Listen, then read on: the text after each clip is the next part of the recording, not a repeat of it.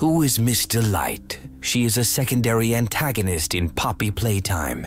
Chapter 3, Deep Sleep, essentially one of the anticipated villains. Miss Delight is a psychopathic killer initially assigned to teach children at the Playcare School, a completely independent orphanage where children played, learned, ate, and slept, and many of them had the unfortunate fate of being chosen for experiments. It seems that several adults were chosen and transformed into ideal people with a passion for teaching and the ability to communicate with the children whom they turned into dolls called Miss Delight, based on what we see in The Hour of Joy.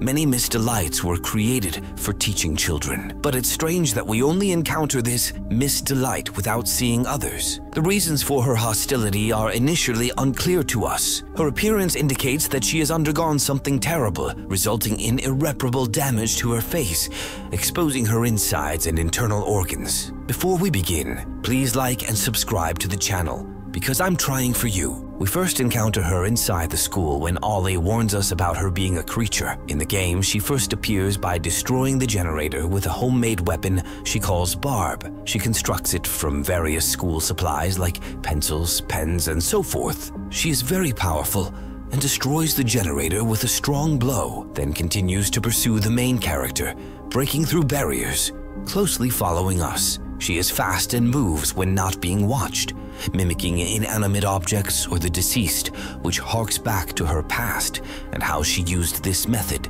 to hunt her targets or victims. This behavior is also influenced by her complete descent into madness. The reason for her pursuit of the main character and her desire to kill him is explained by her stating that he doesn't belong here, and Catnap will be very displeased. We don't get more details from Miss Delight, but it seems as if she has a psychological inclination towards consuming people. She's unlikely to fully realize her actions and seems to cause more harm to others, acting on instincts. In her monologue, she refers to the main character as a human and confirms that he used to work here, addressing other factory employees as his colleagues, explaining how the main character is different from others by highlighting his courage and bravery. She says he isn't afraid to resist deadly dolls as seen in The Hour of Joy when all factory workers fled, trying to save their lives, and no one stood up against the killer dolls. All of this comes as a great shock to Miss Delight, as she's never seen a human fight like our main character. The only time people felt safe was when the employees restrained the dolls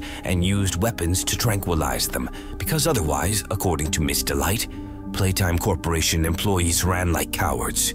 If Miss Delight manages to get close enough to the main character, and he turns away from her long enough to give her a chance to move, she hits the hero with her homemade weapon, Barb, then tries to devour him to satisfy her eternal hunger. Several notes are found in her territory, through which we learn about her past and how she became who she is now.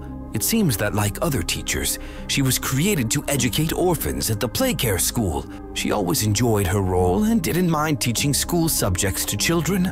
But in the end, the children were victims of the situation and were completely innocent, much like all the dolls before the Playtime Company employees transformed them. Miss Delight's story unfolded according to the company's plan until she refused to participate in The Hour of Joy and kill Playtime Company employees. As suggested by the Easter egg notes left in the game, it seems that the toys somehow got rid of the children, locked the bottom of the factory, and killed them, though we are unaware of this. However, it is clear that nothing prevented The Hour of Joy from happening. But in this case, we only have guesses without specific examples. The first note suggests that there were no children left after the Hour of Joy. Just a few weeks ago now was the Hour of Joy. Today, there is only silence in this school. I don't think any of us here know what to do with it. The hallways, without the children, carry even the smallest sounds as if they were shouts. The other teachers and I startle each other constantly. We'll have to get used to it. Something locked the front door this morning. We haven't been able to open it. I heard a knock at the door today. I heard it breathing. Whatever it was, it wouldn't speak when called out to. I spent an hour after it went silent, wondering if this was what locked us in here. I've made a weapon of sorts, pencils and rulers and tape and twine. I've taken to calling it Barb. It's crude, but if that door opens, I need to be ready. No food for days. The others argued with me over what was left. They started glaring, judging. They blocked the kitchen doorway with their bodies. I think they've singled me out to die first. The pit in me howls for food. I can't think about anything other than how hungry I am. Hardly have the strength now to pick myself off the floor. Barb speaks to me though. She gives me strength. I found that if I stand still, completely still, everyone thinks I'm dead. Barb says I need to eat, and that the other teachers would never see me coming. Anything to stop the howling. I'm so sorry. I had to eat. I had to survive. I ate them. I had to. Based on these notes, we understand that the dolls experience hunger and require sustenance like ordinary humans. They have a digestive system, can think, and even record their thoughts in a notebook. It's interesting to speculate on what they ate after the hour of joy. Perhaps they consumed corpses or even each other. It's possible that they even attacked each other, especially since Miss Delight lost her usual form, and no one knows why. Maybe it wasn't Prototype who attacked Kissy Missy, but a hungry doll like Huggy Wuggy, for example. Perhaps in search of sustenance, the dolls ventured outside the factory to hunt other people and animals, or even more horrifyingly, the children could be locked under the factory and serve as a food source for the dolls. We also have Ollie, and it's completely unclear who he really is. Perhaps he's one of those children. Eventually, Miss Delight experiences hallucinations from hunger. She begins to hear her weapon Barb talking, urging her to find strength and fight. Miss Delight reaches a point of exhaustion and becomes unable to think about anything other than food. Then she comes up with the idea that if she remains absolutely still, the other teachers will think she's dead and stop paying attention to her. When they are distracted, she can quickly make her move and attack them. It would be perfect to attack them one by one before they expose her. This explains who or what the entity she spoke of in her monologue is.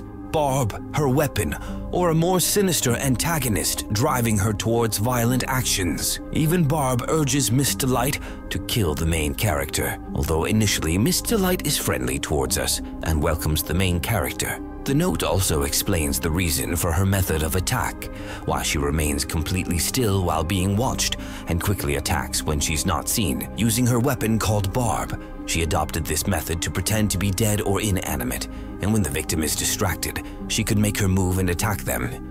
Returning to her story, she used this method to attack other teachers by killing them after struggling and devouring them to satisfy her hunger. This also explains her injuries, the huge crack in her face where her fleshy insides are visible. Her plan worked. She attacked other teachers, but not without a fight. It's evident they physically resisted and wounded her, but in the end, she emerged victorious. Also, the dolls lost the ability to regenerate and heal their wounds, so she still looks awful because there's simply no one to maintain these dolls since all Playtime Corporation employees were killed during the hour of joy. In the notes, she also apologizes and feels guilty for causing pain to the other teachers, even though they singled her out and wanted her dead. It seems that Miss Delight was initially kind and compassionate towards others, but extreme conditions and abuse forced her to lash out. Despite becoming a monster, she didn't lose her compassion, and she also regrets her actions. Her alter ego in the form of her weapon, Barb, gives her strength and cruelty in the struggle for survival. After devouring the other teachers, the door opened by itself, and before Miss Delight appeared Catnap, who expressed satisfaction that she survived, implying that he was the one who locked the door. Miss Delight made a deal with Catnap. She will report to him what she sees in exchange for mutual caring relationships and protection. The door opened today, and I heard something enter my hall. Together, Barb and I found Catnap waiting. All this time, all this agony, it was he who locked the door. I know it. I wanted to kill him, but knew better than to believe I could. He seemed oddly glad to see I was all that remained. We made a deal. We take care of each other now. Report what we see to the other and to him.